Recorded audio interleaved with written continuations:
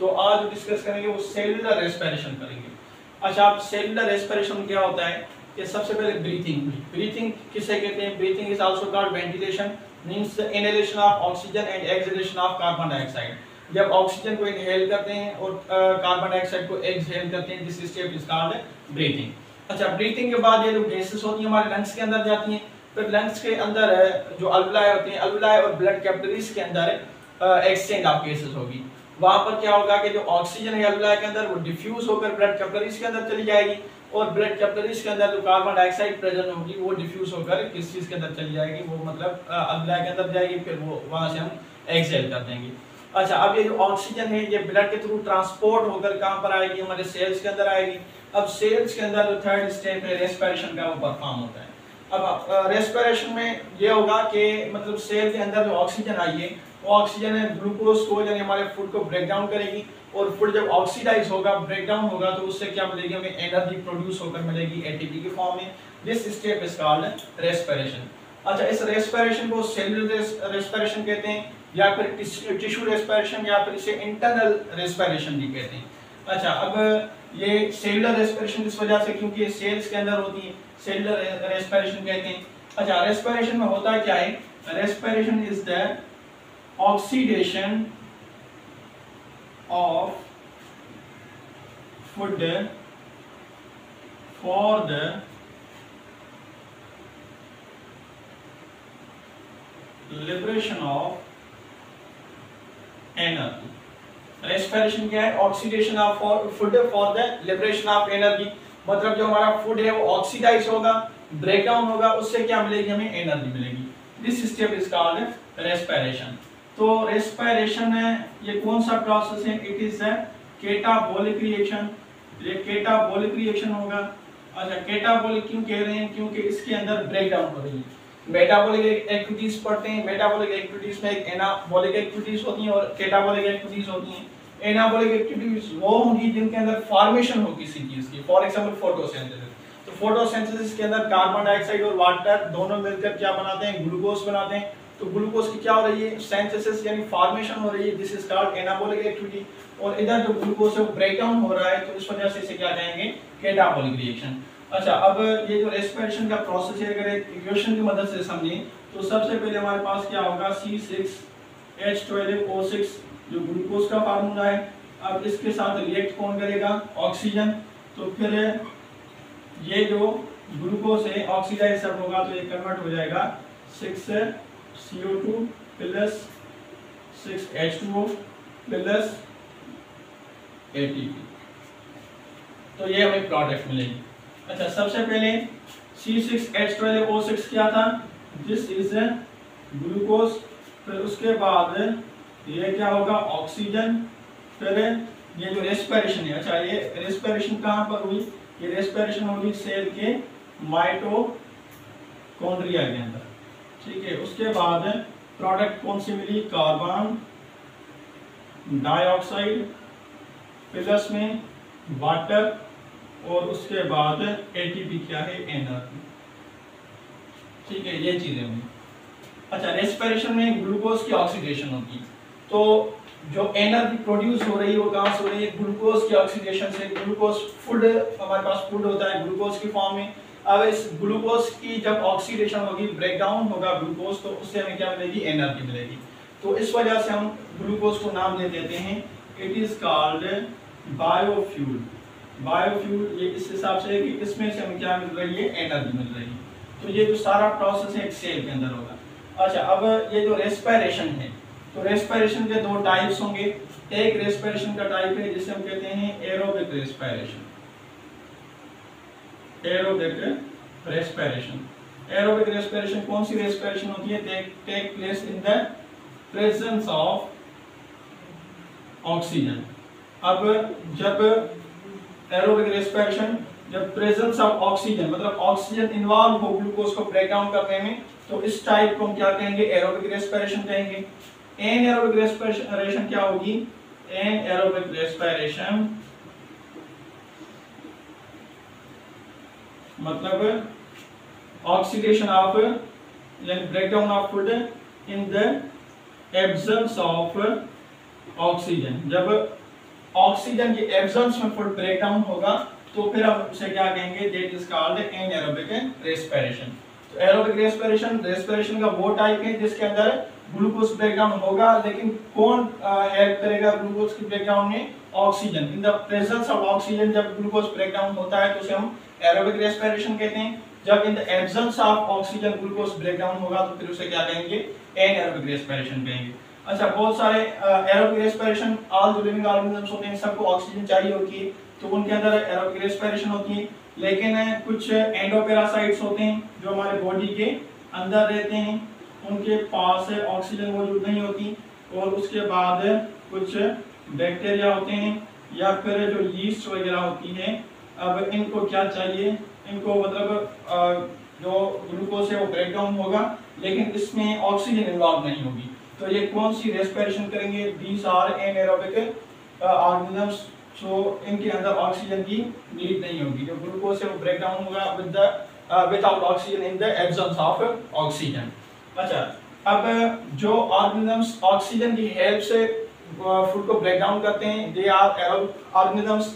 एनाएरोबिक respiration anaerobic organisms वो होंगे जो in the absence of oxygen जो फूड को ब्रेक डाउन करेंगे। और उसके बाद एक होते हैं ऑब्लिगेट एरोब्स। ऑब्लिगेट एरोब्स वो होंगे, ऑब्लिगेट का मतलब होता है शर्तिया, मतलब वो ऑर्गेनिजम्स जिनको लाजमी ऑक्सीजन चाहिए, जैसे हम हैं एरोबिक हैं लेकिन ऑब्लिगेट एरोबिक हैं, अगर ऑक्सीजन नहीं होगी तो हम सर्वाइव नहीं कर पाएंगे। एक होते हैं ऑब्लिगेट एनाएरोब, मतलब ऐसे बैक्टीरिया ही होते हैं जो ऑब्लिगेट एनाएरोब होते हैं, उनमें ये होता है कि अगर उनको ऑक्सीजन मिलेगी तो वो सर्वाइव नहीं कर पाएंगे, दे आर ऑब्लिगेट एनाएरोब। तो ये डिफरेंट टाइप्स होते हैं ऑर्गेनिज्म के on the basis of mode of respiration. अच्छा, अब अगर कंपेयर करें एरोबिक और एनाएरोबिक रेस्पिरेशन को तो दोनों में डिफरेंस क्या होता है? इसमें बहुत सारे डिफरेंसेस होते हैं। सबसे पहले जो एरोबिक रेस्पिरेशन है इसमें भी एनर्जी प्रोड्यूस हो रही है, और जब एनाएरोबिक रेस्पिरेशन होगी तो उसमें भी एनर्जी प्रोड्यूस होगी, लेकिन जो अमाउंट ऑफ एनर्जी होगा वो क्या होगा? डिफरेंट होगा। There is a difference in amount of energy production. जो एनर्जी प्रोडक्शन हो रही है उसके अंदर क्या होता है? डिफरेंस होता है। अगर एरोबिक रेस्पिरेशन है तो 2827 किलो जूल पर मोल एनर्जी प्रोड्यूस होगी। अगर इसे हम एटीपी के फॉर्म में देखें तो एटीपी कितनी प्रोड्यूस हो रही है? 36 एटीपी। जब एरोबिक रेस्पिरेशन होगी तो एटीपी कितनी प्रोड्यूस होगी? 36 एटीपी। और अगर एनाएरोबिक रेस्पिरेशन होगी तो just only 2 ATPs are produced. Only 2 ATPs जो होती हैं वो क्या प्रोड्यूस होती हैं। अब इसमें किलो जूल के अंदर अगर किलो कैलोरी में मेजर करें तो 7.3 किलो कैलोरी पर मोल। अगर ग्लूकोज का 1 मोल ब्रेकडाउन होगा तो 7.3 किलो कैलोरी जो एनर्जी वो क्या होगी? प्रोड्यूस होगी। अब कंपेयर करें तो 36 का जो 2 है वो 5 to 10% होगा, मतलब जो एरोबिक रेस्पिरेशन में एनर्जी प्रोड्यूस हो रही है एज कम्पेयर टू एरोबिक, एनाएरोबिक के अंदर ओनली 5 to 10% जो एनर्जी वो क्या होती है? प्रोड्यूस होती है। तो सबसे पहले ये डिफरेंस ये होता है कि जो एनर्जी की प्रोडक्शन हो दोनों में होती है, लेकिन प्रोडक्शन ज्यादा होती है एरोबिक रेस्पिरेशन के अंदर, और एनाएरोबिक रेस्पिरेशन के अंदर जो प्रोडक्शन होगी वो क्या होगी? कम होगी। अच्छा, अब प्रोडक्ट की बात करें तो जब एरोबिक रेस्पिरेशन हो रही है, अच्छा फर्स्ट जो डिफरेंस था वो था अमाउंट ऑफ एनर्जी। अब जो सेकंड डिफरेंस है वो क्या है? वो है प्रोडक्शन। प्रोडक्शन एनर्जी तो दोनों में होगी, लेकिन इसमें जो और प्रोडक्ट्स हैं वो डिफरेंट होंगी।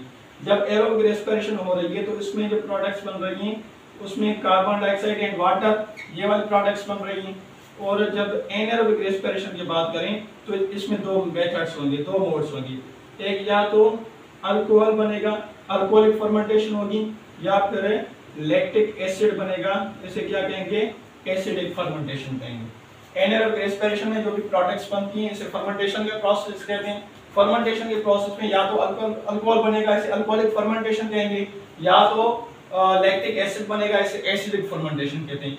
लैक्टिक एसिड बनेगा एनिमल्स की केस में, अगर एनिमल्स के अंदर एनाएरोबिक रेस्पिरेशन होती है तो लैक्टिक एसिड बनेगा। अगर एंडोपैरासाइट्स बैक्टीरिया वगैरह के अंदर जब एनाएरोबिक रेस्पिरेशन होगी तो फिर प्रोडक्ट कौन सी बनेगी? अल्कोहल बनेगा। तो सबसे पहले अमाउंट ऑफ एनर्जी डिफरेंस, उसके बाद प्रोडक्शन डिफरेंस। अच्छा, अब ये 2 डिफरेंट टाइप्स हो गए। अगर स्टेप्स की बात करें तो जो एनारोबिक रेस्पिरेशन है उसके अंदर सिर्फ एक ही स्टेप होगा ग्लाइकोलाइसिस का, मतलब ग्लूकोज जो है वो ब्रेक डाउन हो गया, फिर फाइनल प्रोडक्ट मिल जाएगी हमें। अच्छा, अगर बात करें एरोबिक रेस्पिरेशन की तो इसमें मतलब जो स्टेप्स हैं 3 स्टेप्स इन्वॉल्व होती हैं। सबसे पहले ग्लाइकोलाइसिस होगी, उसके बाद क्रेब्स साइकिल या सिट्रिक एसिड साइकिल कहते हैं, और उसके बाद इलेक्ट्रॉन ट्रांसपोर्ट चेन। तो 3 स्टेप्स है किस चीज के, एरोबिक रेस्पिरेशन के। 3 steps involved in the aerobic respiration। सबसे पहला जो स्टेप है इसे कहते हैं ग्लाइकोलाइसिस। ग्लाइकोलाइसिस वर्ड ग्लाइको का मतलब होता है ग्लूकोज, और उसके बाद लाइसिस का वर्ड मतलब क्या होता है स्प्लिटिंग और ब्रेकडाउन। तो इसमें स्प्लिटिंग या ब्रेकडाउन हो रही है किस चीज की, ग्लूकोज की। द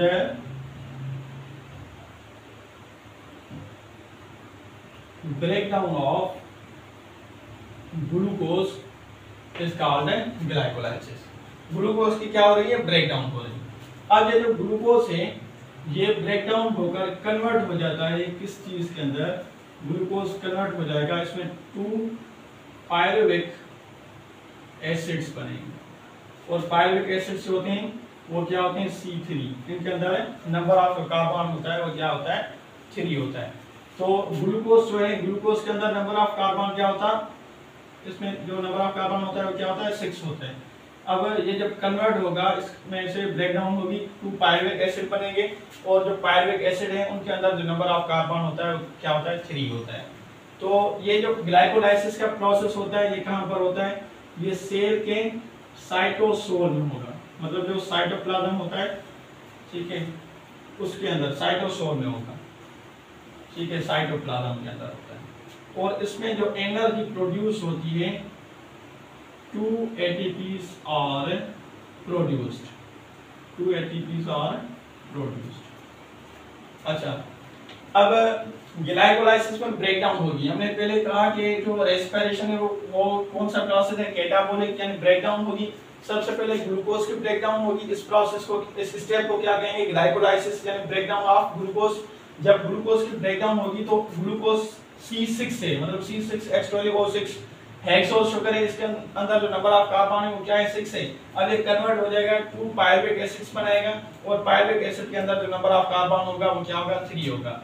उसके बाद ये जो ग्लाइकोलाइसिस का स्टेप है कहां पर होता है, साइटोसोल के अंदर होता है, साइटोप्लाज्म के अंदर। और उसके बाद इसमें जो एटीपीज प्रोड्यूस होंगी, क्योंकि कैटाबोलिक रिएक्शन है तो एनर्जी को क्या होना है, प्रोड्यूस होना है। तो जो एनर्जी प्रोड्यूस होगी वो कितनी होगी, 2 ATPs आर प्रोड्यूस। तो जो फर्स्ट स्टेप है वो ये है ग्लाइकोलाइसिस। अच्छा, सेकंड स्टेप,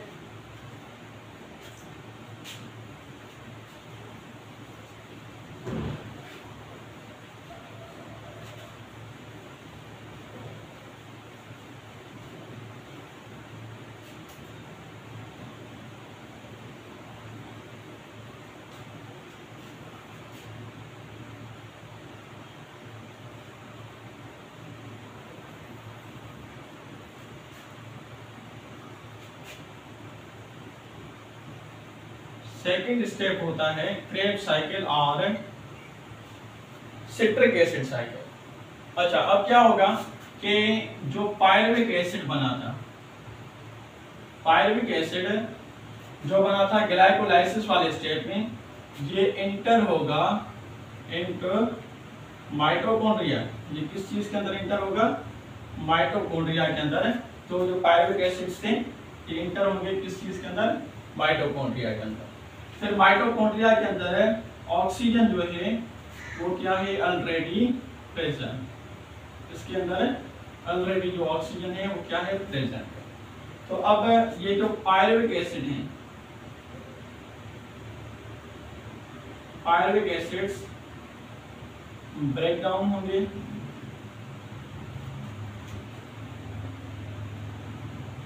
पायरुविक एसिड जो है वो क्या होंगे, ब्रेक डाउन होंगे। एंड जो carbon dioxide is produced, carbon dioxide क्या होगी, प्रोड्यूस होगी। 2 और मॉलिक्यूल्स बनेंगे, एक को हम कहेंगे FADP और FADPH2 और दूसरा होता है NADPH2। फ्लेविनमाइड डाइन्यूक्लियोटाइड फॉस्फेट और निकोटीनामाइड डाइन्यूक्लियोटाइड फॉस्फेट। अच्छा, सेकंड स्टेप है क्रेब साइकिल। क्रेब साइकिल को और क्या कह रहे हैं, सिट्रिक एसिड साइकिल भी कहते हैं। अब इस स्टेप में, अच्छा ये स्टेप होता कहाँ है, ये स्टेप होगा माइटोकॉन्ड्रिया के मैट्रिक्स में होता है, in the matrix of mitochondria.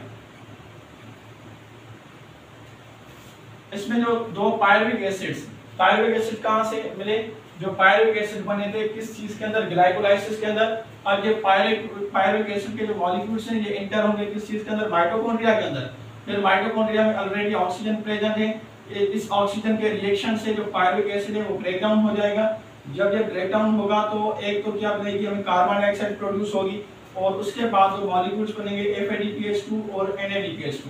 अब FADP पहले से मौजूद है, ये रिड्यूस होकर FADPH बनाएंगे और इधर क्या बन जाएगा, NADPH2।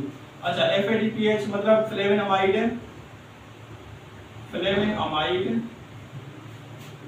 Dinucleotide phosphate. अच्छा, उसके बाद NADP निकोटीनामाइड डाइन्यूक्लियोटाइड फॉस्फेट। अच्छा, अब ये मॉलिक्यूल्स बन गए और ये प्रोसेस कहां पर हुआ, in the matrix of mitochondria के मैट्रिक्स के अंदर हुआ।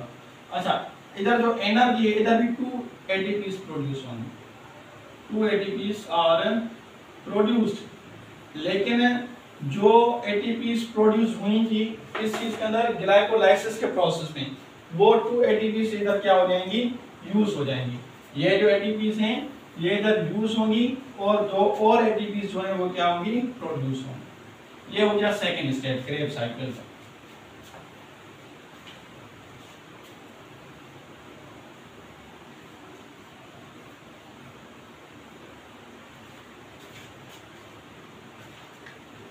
अच्छा, नंबर 3 जो स्टेप है वो कौन सा है, इलेक्ट्रॉन ट्रांसपोर्ट चेन। अच्छा, इलेक्ट्रॉन ट्रांसपोर्ट चेन सबसे पहले तो ये प्रोसेस होता है in the cristae of mitochondria की जो रिंकल्ड लेयर होती है क्रिस्टे, उसके अंदर ये प्रोसेस होगा। इस प्रोसेस में होता ये है कि FADPH2 एंड NADPH2 और breakdown H2O is produced and 34 ATPs are produced। जो वाटर प्रोड्यूस, हमने इक्वेशन जो समझी रेस्पिरेशन की, उसमें हमने कहा कि जब ग्लूकोज ब्रेकडाउन होता है तो कार्बन डाइऑक्साइड भी प्रोड्यूस होती है और उसके बाद वाटर भी प्रोड्यूस होता है। तो अगर क्वेश्चन आ जाए तो कार्बन डाइऑक्साइड जो प्रोड्यूस हो रही है वो कौन सी स्टेप में होगी, वो जो स्टेप है वो कौन सा होगा, मतलब सेकंड स्टेप क्रेब साइकिल वाला। और उसके बाद जो वाटर प्रोड्यूस हो रहा है वो कहां पर हो रहा है, वाटर जो है वो इलेक्ट्रॉन ट्रांसपोर्ट चेन जो थर्ड स्टेप है इसके अंदर प्रोड्यूस हो रहा है। ग्लाइकोलाइसिस में नंबर ऑफ एटीपी से प्रोड्यूस हो रही है 2 और उसके बाद जो क्रेब साइकिल है इसके अंदर भी 2, लेकिन जो ग्लाइकोलाइसिस में प्रोड्यूस हुई थी वो सारी 2 एटीपीज कंज्यूम हो जाएंगी किस स्टेप के अंदर, क्रेब साइकिल के अंदर। फिर इसकी जो 2 एटीपीज हैं ये रह जाएंगी इधर। इसके बाद जो थर्ड स्टेप है वो इलेक्ट्रॉन ट्रांसपोर्ट चेन है। जो फर्स्ट स्टेप ग्लाइकोलाइसिस था वो कहां पर हो रहा था, साइटोसोल के अंदर। जो सेकंड स्टेप था क्रेब साइकिल वाला वो माइटोकॉन्ड्रिया के मैट्रिक्स में हो रहा था। और ये जो थर्ड स्टेप है ये इलेक्ट्रॉन ट्रांसपोर्ट चेन, ये कहां पर होगा, in the cristae of mitochondria के क्रिस्टे के अंदर होगा। अब इसमें ये होता है कि जो क्रेब साइकिल के अंदर दो मॉलिक्यूल्स बने थे FADPH एंड NADPH2। अब ये दोनों मॉलिक्यूल्स क्या होंगे, ब्रेक डाउन होंगे। जब ये दोनों मॉलिक्यूल्स ब्रेक डाउन होंगे तो एक तो हमें प्रोडक्ट मिलेगी वाटर, और उसके साथ जो नंबर ऑफ एटीपीज है वो कितनी प्रोड्यूस होगी, 34 एटीपीज प्रोड्यूस होगी। अच्छा, अब ये जो 34 एटीपीज हैं टोटल, अगर नेट एटीपीज की बात करें तो एक जो मोल ब्रेकडाउन हुआ, मतलब जो ग्लूकोज ब्रेकडाउन होता है तो एरोबिक रेस्पिरेशन में, तो टोटल जो नंबर ऑफ एटीपीज प्रोड्यूस होगा वो कितनी होगी, 36 एटीपीज, ठीक है, 36 एटीपीज। 36 कैसे, ग्लाइकोलाइसिस वाली 2 एटीपीज यूज हो गए, उसके बाद क्रेब साइकिल 2 एटीपीज और इलेक्ट्रॉन ट्रांसपोर्ट चेन की 34 एटीपीज। तो टोटल जो एटीपीज होगी वो कितनी होगी, 36 एटीपीज आर यूज्ड। अच्छा, ग्लूकोज जो ग्लाइकोलाइसिस का प्रोसेस है ये कॉमन होता है दोनों के अंदर। किस चीज के अंदर, ये होता है एरोबिक रेस्पिरेशन में भी और एनारोबिक रेस्पिरेशन में भी। क्योंकि जो एनारोबिक रेस्पिरेशन होती है सिर्फ इसमें एक यही प्रोसेस होता है, कौन सा प्रोसेस होगा, ये प्रोसेस होगा मतलब ग्लाइकोलाइसिस वाला। ग्लूकोज तो दोनों में ब्रेक डाउन होना है, सिर्फ डिफरेंस ये है कि उसमें ऑक्सीजन यूज नहीं हो रही और जो एरोबिक रेस्पिरेशन है इसमें ऑक्सीजन यूज होती है, लेकिन ग्लूकोज दोनों में ब्रेक डाउन होगा। Glycolysis step is common in both aerobic and anaerobic respiration. अच्छा, उसके बाद अगर बात करें तो जो भी प्रोकैरियोटिक सेल हैं उनके अंदर यानी बैक्टीरिया के जो सेल्स होते हैं उनके अंदर जब एरोबिक रेस्पिरेशन होती है तो ये जो एरोबिक रेस्पिरेशन है, इस रेस्पिरेशन के अंदर जो टोटल एटीपीज प्रोड्यूस होंगी वो 38 होती है, 36 नहीं होती। लेकिन अगर यूकैरियोटिक सेल के अंदर, मैमेलियन सेल में या कोई भी यूकैरियोटिक सेल है उसके अंदर जब एरोबिक रेस्पिरेशन होगी तो जो total number of ATPs produce होगा वो कितनी होगी, 36 है। और